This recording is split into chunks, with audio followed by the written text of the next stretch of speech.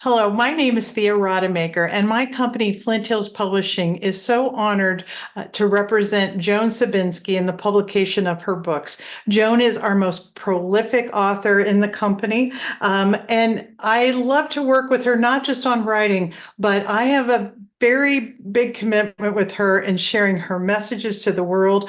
We do a lot of live stream events. We have a membership group. We've done some retreats, and we're just trying to get Joan's ideas and messages out any way that we can. She's the first of over 30 Flint Hills Publishing authors that trusted me with her work, and I really appreciate that. But mostly, Joni, I want to thank you for sharing your wisdom and talents with me in the world. Just to give you an idea of all the books that Joni has published, the Ariana series is a young adult or adult fiction series that talks about really interesting metaphysical issues. Raising Happy Children discusses numerology to help people understand their children better. And then, thank you, Joni. She's written, she's going to be completing a novel about fairies beyond the realms of light and into the realms of darkness. And then the book that really is one of my favorite books that I've published through Flint Hills Publishing is her workbook, You Were Born Psychic, which expresses a lot of the things that she does in her own practice and just is full of great information. So Joni, you and I had talked about, we wanted to start doing more talks together, sharing them on YouTube, because if people haven't noticed, there's some weird stuff going on in the world right now, maybe some shifts, some changes. And I just thought it was really important that we start hearing from you more frequently. So if you can just tell us, give us some of your background. I know it's very complex, but give it to us in a nutshell. And then we'll turn to today's topic, which is about our animals and the love that they give us. So, Joni, who are you? Well, that's a question that I think all of us spend a lot of time researching within ourselves. But in a nutshell, I was I've been psychic or intuitive or connected or whatever word you want to use as far back as 7 years old. That's the first time I remember having an experience, and it was a near-death experience. And then when I came back, it seemed that I could see the other side very clearly. I could communicate with guides very clearly, and it just kept going from there. So I discovered at about 18 that I have the ability to be a trance channel, and I've taken that trance channel work into the realm of channeling, and I have channeled the entities known as Equinox, a combined consciousness now for about 45 years. And they have just been marvelous. I also do private readings that include intuitive insights, as well as my counseling background, as well as astrology and numerology. I've been a teacher forever. I've taught in Europe, I've taught in Canada, and I have taught in the United States. I've taught at colleges. I've been on the radio for years. I had my own television show. So my background is rather vast, to say the least.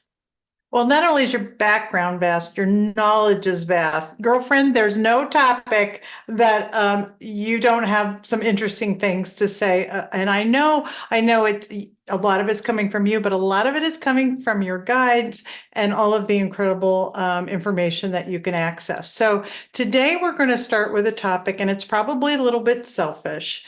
It has to do with our animals. And as you know, Joni, because you were there to support my partner and I so dearly, 3 weeks ago, we lost our nearly 15, I won't say lost, we helped transition our nearly 15-year-old toy poodle, Coco, who had been such an important part of our life. And I want to thank you because you were there on the phone with us, and you were able to reach out to that dear being, and you confirmed almost point by point what the vet had just told us about her condition. And I realized afterward, it probably wasn't fair of me to put you in that position. Like, well, Joni, what would you do? But I really, Stephen, I appreciate so much the help that you gave us. And so some questions have come up in my own mind since the loss or the transition of Coco. And that is, could you talk to us, Joni, what happens at the time of death, the time of transition for our animals? Well, obviously, I can't speak for all animals having the same experience, but the ones that I have interacted with, I have found that animals are not connected to their body in the same way we are. They don't relate to themselves as a physical body. So for instance, you can hold up most dogs or cats to a mirror and they won't recognize that it's themselves. I had a puppy that used to crack me up because I had a big mirror on the floor of my bedroom, and the puppy would come up to the mirror and stare at it and jump at it and bark, and we would just laugh. It was so cute because obviously, he did not realize that that was him. He thought that was some other puppy that he was playing with. And so when animals transition, really what happens is if they are strongly connected to a human being, then they feel that human being's pain and confusion. And that obviously will cause them pain and confusion. And many will be hanging on, not because they want to, but because their human isn't ready yet. When the human understands that the animal needs to be set free, then the animal's transition most of the time is just very beautiful, and they just kind of leap out of this body as though it's a container that has isolated all their energy into this small ball, and the energy just bursts forth. And what I've seen very often is they become their puppy self again. They run, they jump, they just enjoy themselves. And this isn't just dogs, it's cats. And I had a horse, and she died, and I was not there with her when she died. But one day I was meditating, and all of a sudden she was right there with me. And we had a ritual. I would walk into her stall, and she would put her nose on my chest or on my belly and begin to snuffle all over me, looking for the carrot or the apple that I inevitably had hidden somewhere. And so she'd snuffle all over me. And if she couldn't find it, then she'd snuffle me on the neck. If she found it, then she'd take it, she'd eat it, then she'd put her head in my belly again, push me up a wall, and snuffle me. And it was like our greeting, I love you kind of horse thing. And when she came to me in that meditation, she did the exact same thing. And then we ran together, me running beside her in a field, just laughing, and her jumping and rearing and kicking and being that beautiful, free being that I knew that she was. So it can be horses, I suspect it can be alligators and snakes and whatever you're connected to. When you allow them to transition, it is a wondrous thing for them. They don't go into it with fear. They don't go in it with trepidation. The only thing they feel is sadness for the pain that you're feeling, because you're still linked. Even though they've left the body, left the vessel that they had been contained within, they don't leave you. And every time you think about them, they're right there with you. And often they come sit with you just exactly the way they used to when they were fully in body.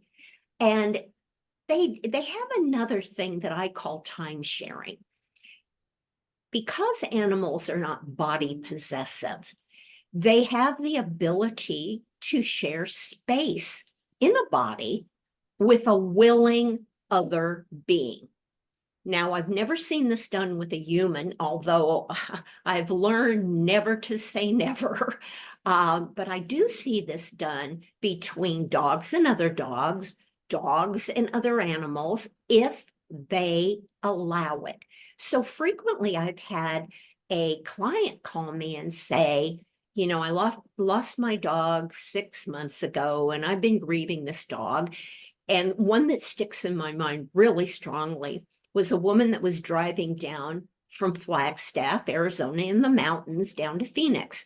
And as she was driving, there was a dusting of snow beginning, which kind of foreshadowed what could happen, you know, a sort of a blizzard.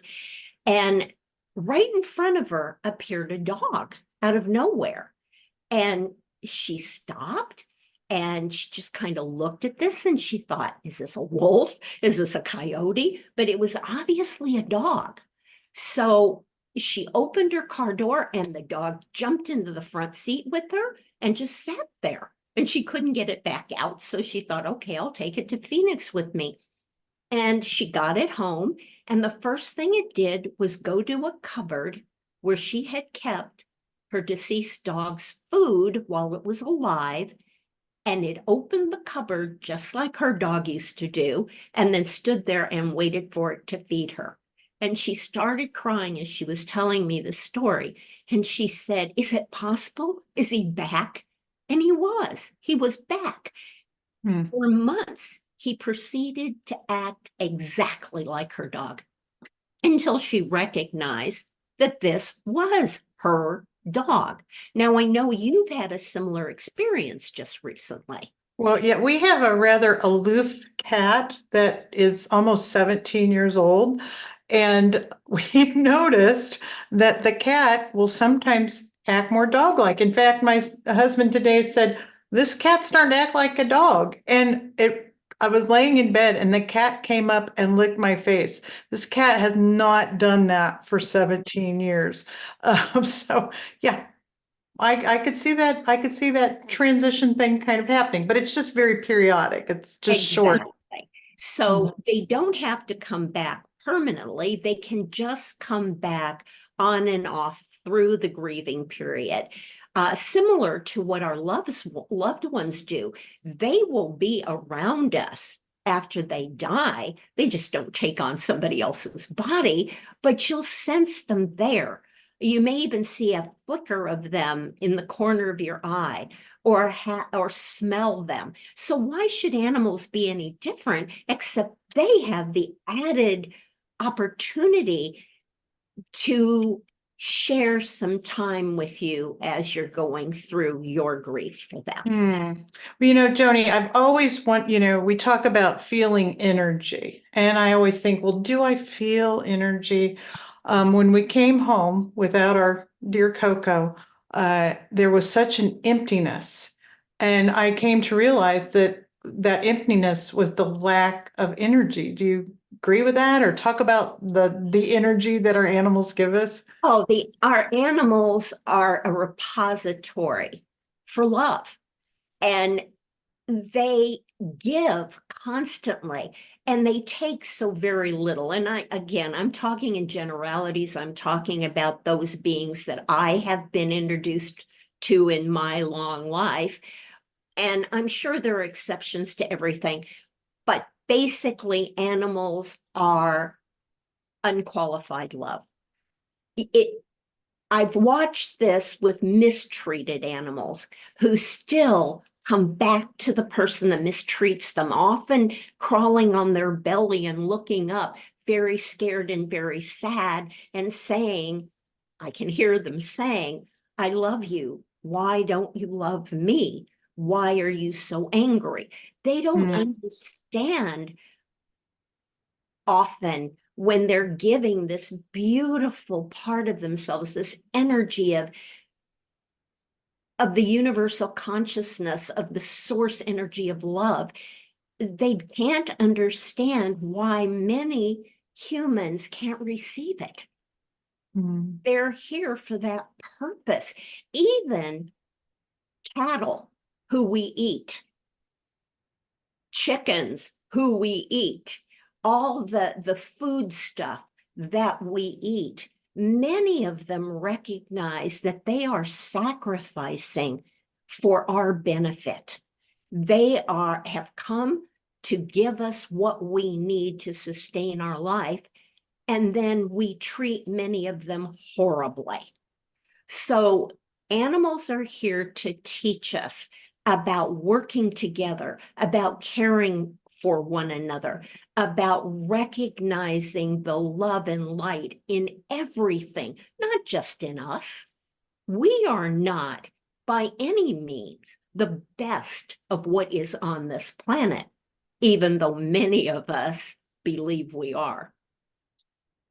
Well, Joni, thank you so much for sharing your wisdom today, and just, thank you for helping, with this transition of my dear little puppy. And again, it's just such a beautiful reminder how consciousness survives death. It's just a transition.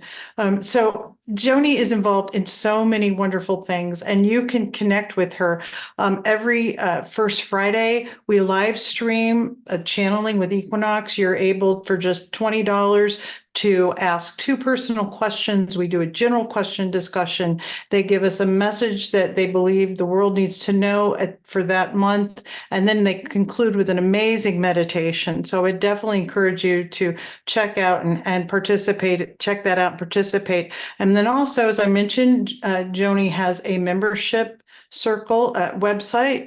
It's called The Circle. It's a group of people where we meet together almost weekly on Zoom, and she teaches classes. We have a variety of different things that we're doing. We're getting ready to plan another retreat, in-person retreat, and that has just become a really, really important part of my life. So again, thank you, Joni, for that. So we will be talking in the future about lots of very fascinating things, I'm sure. So thank you, Joni. I really appreciate all you do for the world. It's really cool. Thank you. It's my privilege, and thank you for allowing me to speak today. And I just would like to remind people, if you have an interest in anything, put it down below. Let us know what you'd like to hear us talk about. And please, if you like this session, like and subscribe. We really want to get to know what you want, and we really know that there's a lot of you out there like us working to make this world the place it should be instead of the one that it is. Thank you. Thanks.